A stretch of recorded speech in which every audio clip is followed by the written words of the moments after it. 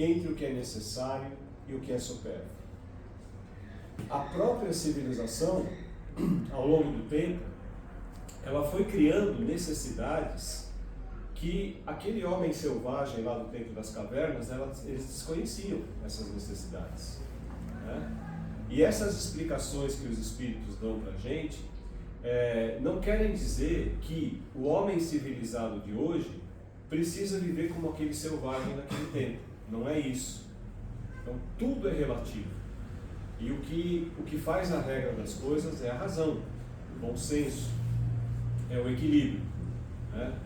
Então, o ser humano, a civilização, ela vai desenvolvendo um senso moral, ao mesmo tempo um sentimento de caridade, que vai levar o ser humano a ajudar um ao outro em todas as suas necessidades.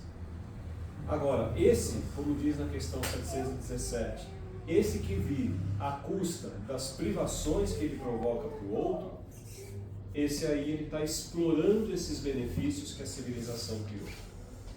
E o que tem de civilizado aí é só uma aparência, né? É só mesmo um teatro, né? Então, a gente quando reencarna, que a gente volta do plano espiritual para viver uma experiência aqui no plano material, durante um certo tempo, todas as nossas potencialidades, elas ficam meio que adormecidas, né? Principalmente na fase da infância, tá? E só que no decorrer da nossa existência, essas potencialidades, sejam boas ou ruins, elas vão se despertando e começam a aparecer na nossa frente algumas sugestões para a gente seguir uma vida não muito correta. E frequentemente essas sugestões acabam falando mais alto e levando a gente não ter essa vida muito correta. Isso acontece ainda por conta do nosso estágio evolutivo, que tem que se desenvolver muito, né? A gente ainda está lá nos primeiros quilômetros do nosso desenvolvimento espiritual, tá? E aí, com isso daí, a gente começa a dar muito mais importância às aparências, para aquelas coisas que têm um falso brilho, e vamos deixando de lado os verdadeiros tesouros do céu, que são a conquista de valores morais, de valores espirituais, a conquista de virtudes, de sabedoria, né? O próprio Jesus já deu um alerta sobre isso, né? Dizendo que a gente não deve acumular os tesouros na terra, porque aqui na terra os ladrões vão roubar, os vermes vão corroer. Ele orienta que a gente tem que acumular os tesouros no céu, porque lá não tem ladrão, não tem verme. Então esses tesouros do céu que são essas virtudes, essas qualidades morais, né?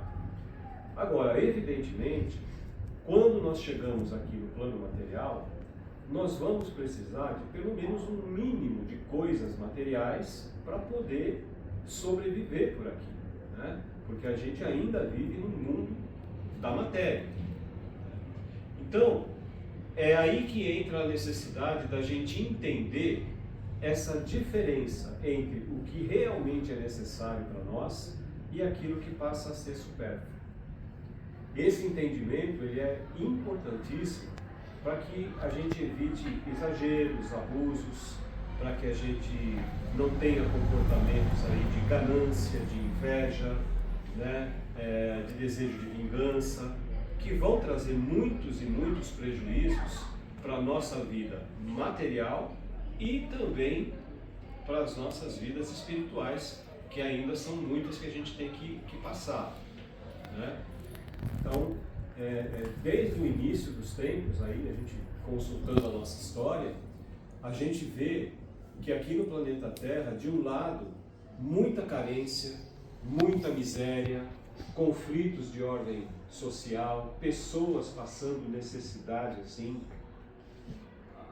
né, sem conta, e de um outro lado, a gente vê outras pessoas com um acúmulo de riquezas, que muitas vezes são exageradas, que muitas vezes são desnecessárias, né? E no Evangelho segundo o Espiritismo, a gente tem também um grande exemplo sobre isso, que é a parábola do Lázaro e do rico, né? E essa parábola, ela está bem retratada numa música que se chama Balada da Caridade, que diz assim: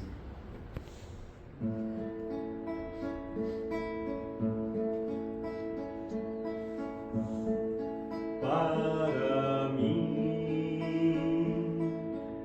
a chuva no telhado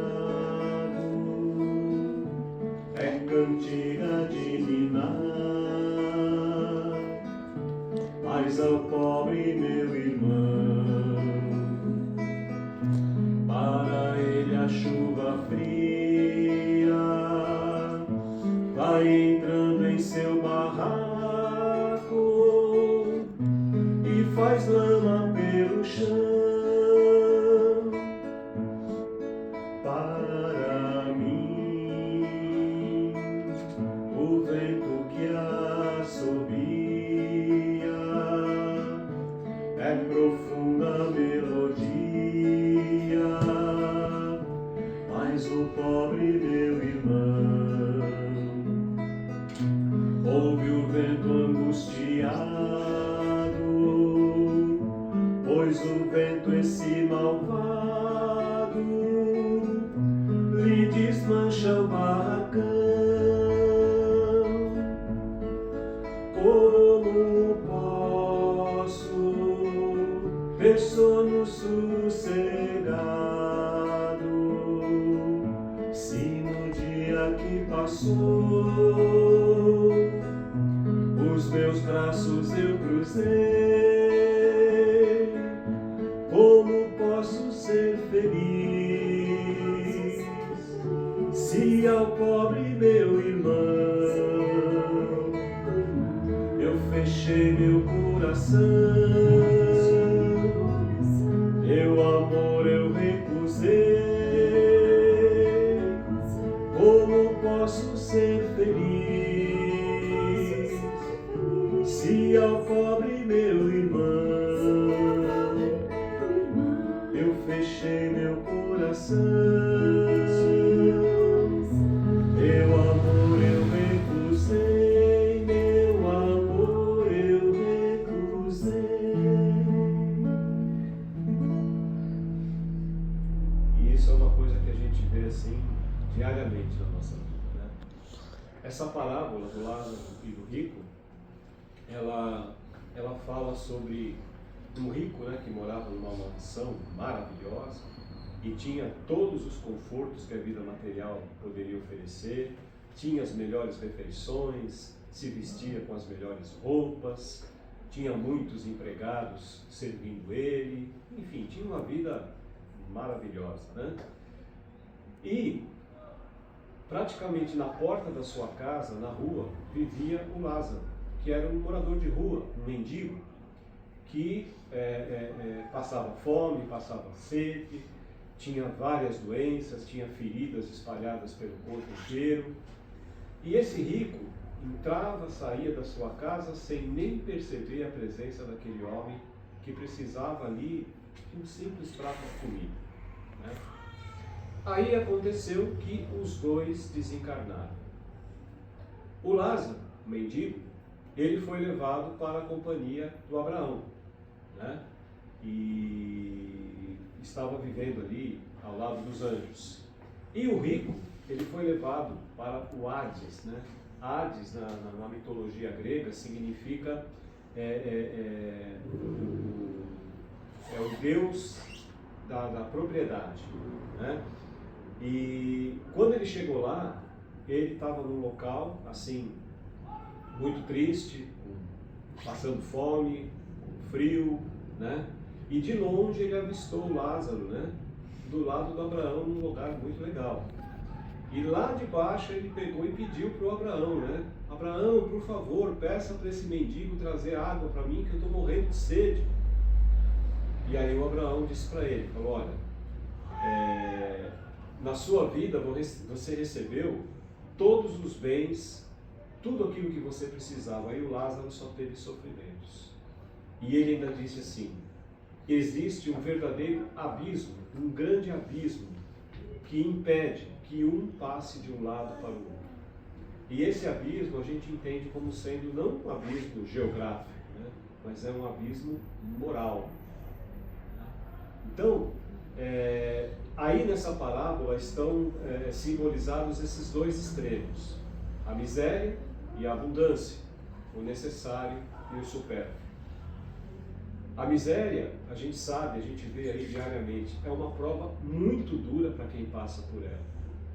Porém, a riqueza, ela é uma prova ainda mais perigosa, ainda mais arriscada. Porque aquele que é afortunado, que é milionário, que é rico, ele tem uma obrigação de utilizar essa riqueza para ajudar aqueles que estão em necessidade, né? Então, desde que o ser humano foi criado por Deus, a gente sabe, essa nossa vida aqui na matéria exige muitas coisas para a gente sobreviver. Não dá para a gente ignorar essa realidade. E a gente também não pode considerar errada essa busca do ser humano por uma vida melhor, por uma vida mais confortável no plano material. Porque isso seria a gente dar as costas a todo o avanço material, intelectual que o ser humano vem conquistando ao longo desses milênios, né? Só que é preciso encontrar um equilíbrio entre as necessidades reais, né, os desejos da vida material e a nossa evolução moral e espiritual, né? Precisamos encontrar um equilíbrio entre o ter alguma coisa e o ser alguém mais evoluído, alguém mais desenvolvido, né? Jesus mesmo, em nenhum dos seus ensinamentos, ele reprova alguém que é rico, né? Não existe uma condenação do rico por ele possuir essa riqueza. Se a gente fosse condenar o rico por ser rico, por ter fortuna, seria mais ou menos como se a gente pegasse aí um carro importado, 0 quilômetro, aqueles baratinhos que custam aí na base de R$1 milhão, né? Levar na porta da nossa casa e riscar esse carro inteiro só porque o motorista do carro não conduz esse carro direito, abusa das regras de trânsito. Seria uma comparação assim meio, né? Meio pesada, mas é mais ou menos por aí, né? Então, a orientação é que essa riqueza seja usada como um instrumento de progresso para aquele que possui a riqueza e também para aquele que está na sua convivência. Porque senão, se a gente pensasse que ser rico é um pecado, por que será que Deus não proporciona a riqueza para todos? Será que Ele proporciona a riqueza para esses que Ele acha que Ele tem que castigar? Claro que não, né? Porque Deus não castiga ninguém, Deus não pune ninguém. Então, o rico e o Lázaro, eles representam aí esses dois extremos de duas classes socioeconômicas que existem na humanidade, né? Uma que tem todos os recursos, todos os benefícios que precisa, e até aqueles que nem precisa, mas tem, e a outra com muitas dificuldades, que vive ali com doenças, com fome, com sede, né, com a falta dos cuidados básicos para poder sobreviver por aqui, né?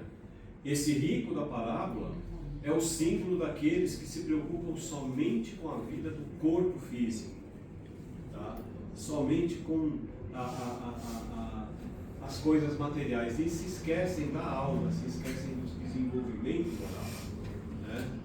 E são aqueles que buscam a felicidade somente no comer, no beber, no vestir, né? Que só querem mostrar a sua, né? O quanto que eles têm sobrando, né?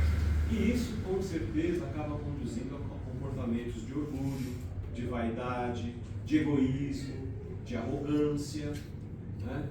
Você vê, essa parábola aconteceu lá no tempo de Jesus, mais de 2000 anos atrás.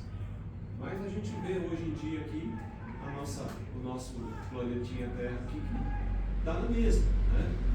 Enfim, então é muito importante a gente entender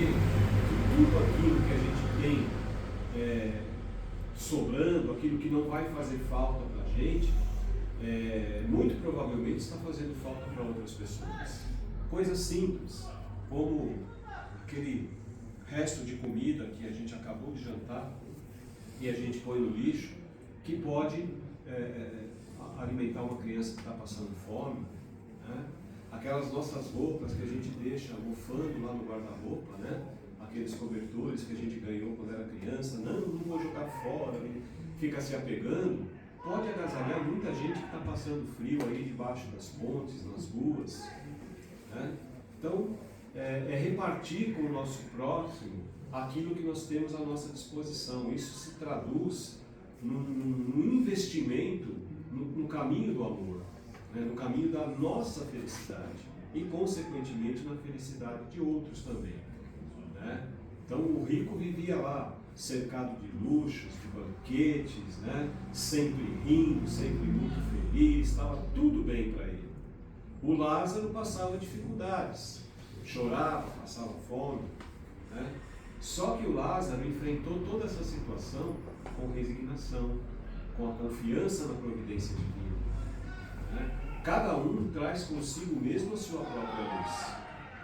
Aí vem a morte e leva os dois, né? Por isso que o rico se viu lá envolvido no remorso, enquanto Lázaro estava desfrutando de todo o repouso do justo, daquele que tem uma confiança, daquele que tem a certeza que todos esses bens que nós temos aqui na nossa vida material são bens passageiros, né? Tem até aquela brincadeira que fala, né, que caixão não tem gaveta, né? E é bem por aí mesmo, né? O que a gente vai levar? Aquilo que a gente arrecadou de coisa boa, de sentimento, né? Vamos deixar aqui todo o resto: casa, carro, roupa, relógio, celular, tudo mais, né?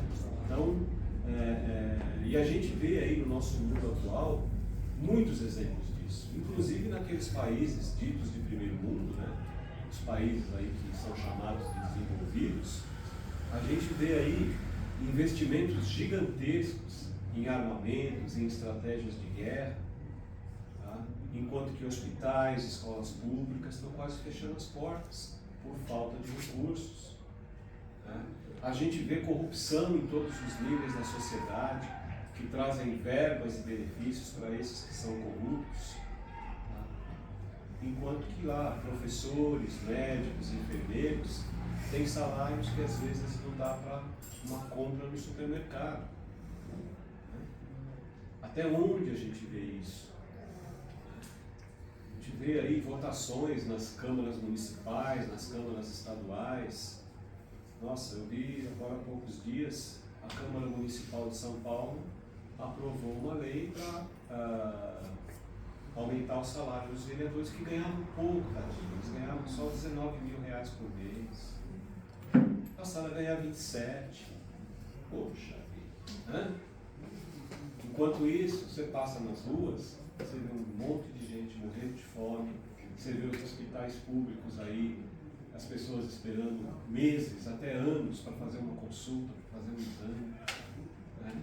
Então, esse é o equilíbrio que a gente precisa encontrar, né? Então, é ter essa certeza de que é muito mais importante a gente ser do que a gente ter alguma coisa, né? E aí, seguindo os exemplos que Jesus deixou para a gente, para que a gente possa amar como Ele amou, nos dedicar como Ele se dedicou a nós. E aí, para a gente poder encerrar, a gente faz justamente essa música que fala, né? Amar como Jesus amou, para a gente poder, esse é só um dos centenas de exemplos que Jesus deixou para nós, né? Que fala para a gente sobre como a gente deve amar, né?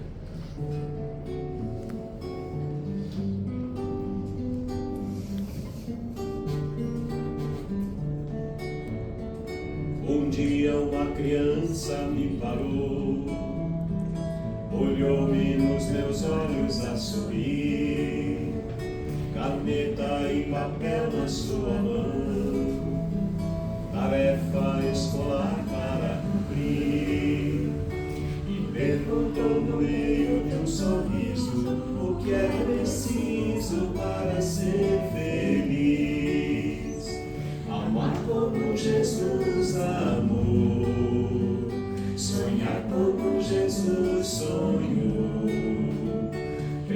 como Jesus pensou, viver como Jesus viveu, sentir o que Jesus sentia, sorrir como Jesus sorria, e ao chegar ao fim do dia eu sei que dormiria muito mais feliz. Ouvindo o que eu falei, ela me olhou e disse que era lindo o que eu falei. Pediu que eu repetisse, por favor, que não falasse tudo de uma vez, e perguntou de novo num sorriso o que é preciso para ser feliz. Amar como Jesus amou, sonhar como Jesus sonhou, pensar como Jesus pensou, viver como Jesus viveu, sentir o que Jesus sentia, sorrir como Jesus sorria, e ao chegar ao fim do dia eu sei que dormiria muito mais feliz. Depois que eu terminei de repetir, seus olhos não saíam do papel. Toquei no seu rostinho e a sorrir, pedi que ao transmitir fosse fiel, e ela deu-me um beijo demorado, e ao meu lado foi dizendo assim: amar como Jesus amou, sonhar como Jesus sonhou, pensar como Jesus pensou, viver como Jesus viveu, sentir o que Jesus sentia, sorrir como Jesus sorria, e ao chegar ao fim do dia eu sei que dormiria muito mais feliz. Amar como Jesus amou, sonhar como Jesus sonhou, pensar como Jesus pensou, viver como Jesus viveu, sentir o que Jesus sentia, sorrir como Jesus sorria, e ao chegar ao fim do dia eu sei que dormiria muito mais feliz.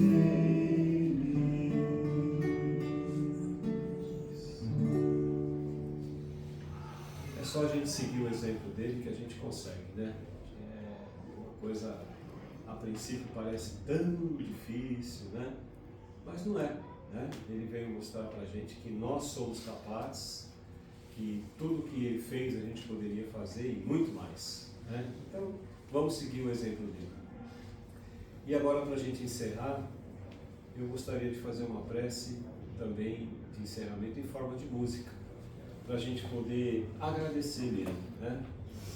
E, geralmente, quando a gente faz prece, a gente só pede, né?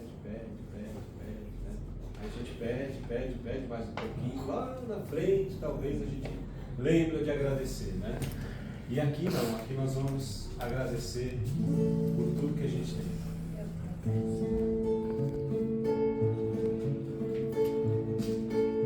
Quando amanhecer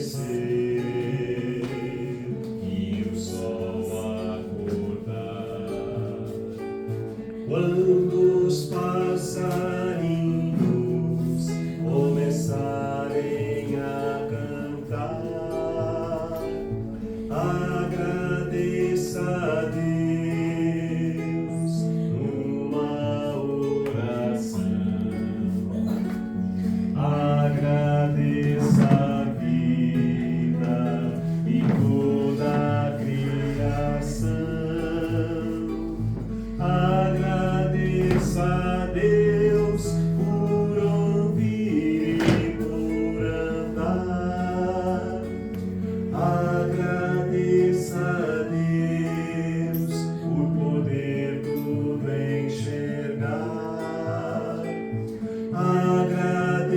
Agradeça a Deus o seu corpo tão perfeito. Agradeça a Deus todo momento. Quando anoitecer e o sol se deitar, quando você for dormir pra descansar, agradeça a Deus numa oração. Agradeça ao dia e a sua proteção. Agradeça a dor quando vier te visitar. Ela sempre vem pra ensinar. Agradeça o trabalho onde tira o seu pão. Agradeça aos seus pais e os seus irmãos. Quando os seus cabelos o tempo pratear, quando o seu corpo não puder mais trabalhar, agradeça a Deus esta encarnação. Agradeça de todo o coração.